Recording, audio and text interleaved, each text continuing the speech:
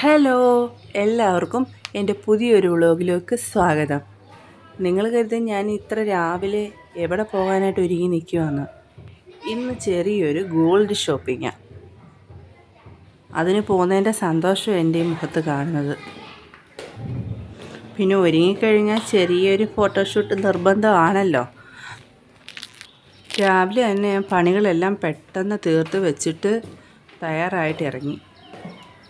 മക്കൾക്ക് ഇന്ന് അവധിയാണ്, പക്ഷേ അവരെ കൊണ്ടുപോകുന്നില്ല. രണ്ടുപേർക്കും പനിയാണ്. ഞാൻ മാത്രമായിട്ടാണ് പോകുന്നത്. കഴിഞ്ഞ വർഷം ഈ സമയമായപ്പോൾ ചേർന്നൊരു ഗോൾഡ് സ്കീമാണ്. മന്ത്ലി ഇത്ര രൂപ വെച്ച് കെട്ടിയിട്ടുള്ളൊരു സ്കീം. അപ്പോൾ അതിൻ്റെ കാലാവധി കഴിഞ്ഞെന്നുള്ള മെസ്സേജ് വന്നു. അപ്പോൾ അതിൻ്റെ ഗോൾഡ് എടുക്കാനായിട്ട് പോവുക. ഞാൻ എൻ്റെ ഫ്രണ്ടിനെയും കൂട്ടിയിട്ടാണ് പോയത്. അവളാണെങ്കിൽ ഓട്ടോയ്ക്കകത്താണ് വന്നപ്പോൾ ഞാനിവിടെ കയറി പോയി. ഞങ്ങൾക്ക് സ്കൂട്ടറിൽ പോകാൻ അടുത്ത കുറച്ച് ദൂരമുണ്ട്. നമ്മുടെ നാട്ടിൻപുറത്ത് കണക്ക് എനിക്കൊരു പ്രശ്നമുണ്ട്.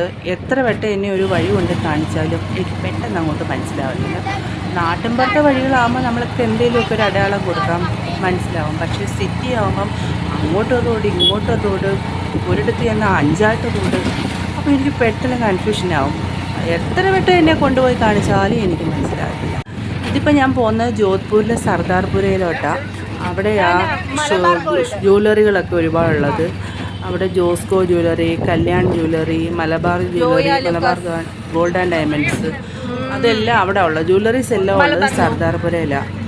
അപ്പോൾ അങ്ങോട്ടാണ് പോകുന്നത്. ഗോൾഡ് എടുക്കാൻ പോകുകയെന്ന് പറഞ്ഞാൽ തന്നെ നമ്മുടെ ലേഡീസിനെല്ലാം വലിയ സന്തോഷമില്ലയോ.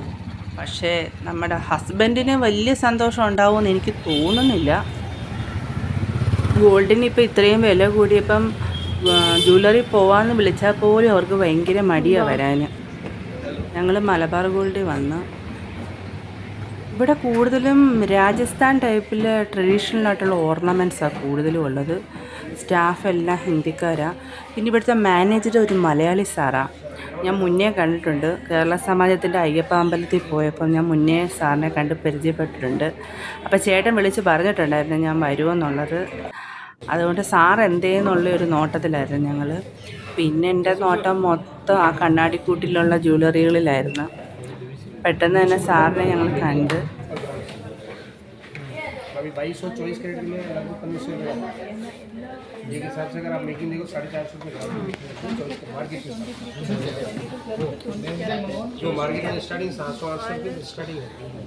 ഞങ്ങൾ എത്ര രൂപ ഒരു വർഷം അടച്ചിട്ടുണ്ടെന്നുള്ളതിൻ്റെ എസ്റ്റിമേറ്റ് എടുത്ത് 4 ഗ്രാം മേടിക്കാം എന്നുള്ളത് വന്നു. അപ്പം പിന്നെ ഞങ്ങൾ അത് എടുക്കാനായിട്ട് പോയി.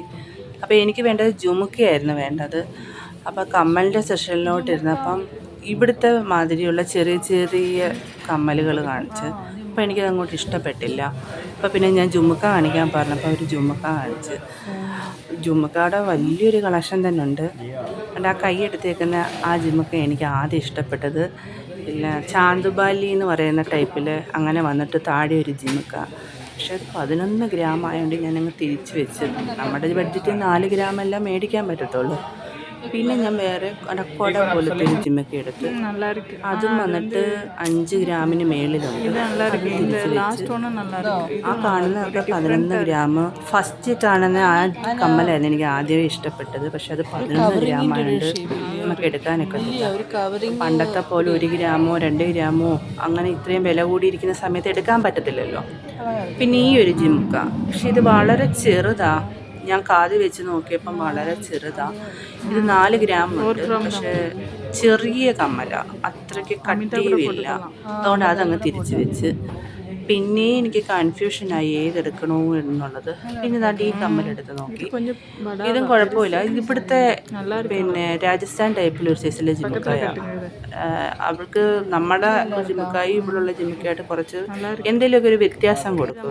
ചെറിയൊരു ഞാലോ ആട്ടവോ അല്ലെങ്കിൽ മൂട്ടിയൊക്കെ പിടിപ്പിച്ചതോ അങ്ങനെ ഒരു വ്യത്യാസം വരും. പിന്നെയും ഞാൻ വേറെ ഇത് നോക്കിക്കൊണ്ടിരിക്കും അതിൽ നല്ലതുണ്ടോ എന്നുള്ളത്. அது வித்தியாசமாக ஒரு டிஃப்ரெண்ட்டாக இருக்குது. எத்தனை கிராம்? 6 கிராம். உங்களுக்கு பிடிச்சதை நோக்குங்க. இது 5. அது அழகாக இருக்குது. மேலே உள்ளது வந்து ஒரு டிஃப்ரெண்ட்டாக இருக்குது. மேலே இருக்கிறது 675. നമുക്ക് വന്നിട്ട് എவ்வளோ ആയിടും? ലാസ്റ്റ് എനിക്ക് തന്നെ കൺഫ്യൂഷനായി ഏതെടുക്കണമെന്നുള്ളത്. അത്ര നല്ല കളക്ഷനുണ്ട്. എന്നെപ്പോലെ സ്വർണ്ണക്കടയിൽ പോകുമ്പോൾ ഏത് എടുക്കണമെന്നുള്ളത് കൺഫ്യൂഷൻ ആവുന്ന ആരെങ്കിലും ഉണ്ടോടോ എന്നെപ്പോലെ?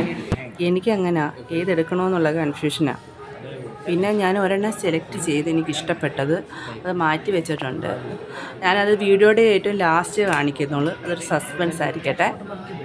ഇതെല്ലാം രാജസ്ഥാൻ ടൈപ്പിലെ കമ്മലുകളാണ്. ഫുള്ള് മുത്തുകളായിരിക്കും. ഗോൾഡിനെക്കാട്ടിലും കൂടുതലും മുത്തുകളാണ്. 2 പവൻ തൊട്ടൊക്കെയാണ് സ്റ്റാർട്ടിങ്. ഞാൻ എന്നെ തന്നെ കണ്ണാടി നോക്കുക. ഞങ്ങളുടെ ഗോൾഡ് ബില്ലടിക്കാൻ പോയ സമയത്തിന് ഞങ്ങൾ അവിടെ എല്ലാം ഒന്ന് ചെറുതായിട്ട് ഷൂട്ട് ചെയ്ത് വീണ്ടും അടുത്ത സ്കീമിന് ചേരുന്നുണ്ടോ എന്ന് സാറ് ചോദിച്ച് വേണ്ടാന്ന് പറഞ്ഞിട്ട് നിർബന്ധിച്ച് ഞങ്ങൾ ഒന്നിനൂടെ ചേർന്നിട്ടാണ് പിന്നെ വന്നത്. വീഡിയോ എടുക്കുന്നതുകൊണ്ട് കുഴപ്പം.